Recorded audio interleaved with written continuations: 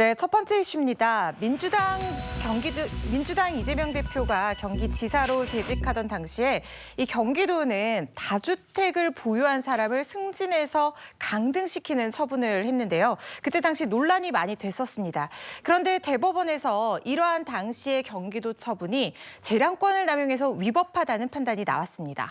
다주택자에 대한 불이익이다 혹은 공직자에 필요한 규제다 논란이 굉장히 많았었거든요. 자세한 이야기 좀 전해주세요. 네, 사건 자체는 2020년 12월로 거슬러 올라갑니다.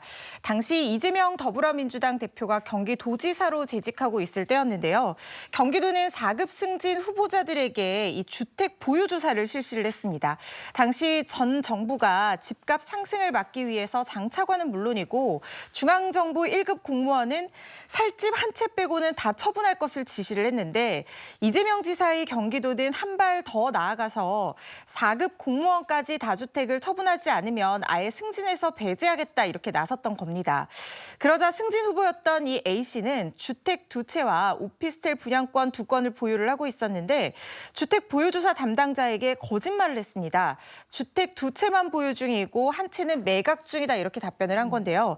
이후에 A씨는 2021년 2월에 4급으로 승진을 했지만 A씨의 거짓 답변이 들통이 났습니다. 그래서 경기도 측은 이 같은 해 8월 A씨를 다시 5급 공무원으로 강등시키는 징계 처분을 의결했는데요. 이 처분에 A씨가 불복해서 소송을 제기를 하게 된 겁니다.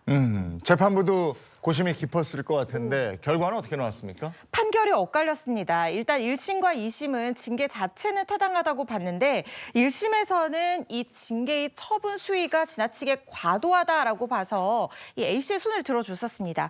하지만 2심은 징계가 타당하다고 판단을 했는데요. 대법원에서 판단이 다시 뒤집혔습니다. 최종적으로 징계의 사유, 징계를 한 사실 자체가 불합리하다 이렇게 판단을 한 건데요.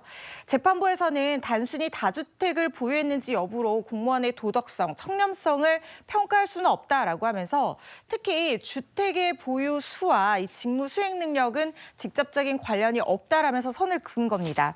다만 이 대법원은 시세 차익 목적으로 투기를 하고 부정한 돈으로 샀다면 이것은 문제가 된다라고 하면서 기준을 제시하기도 했습니다.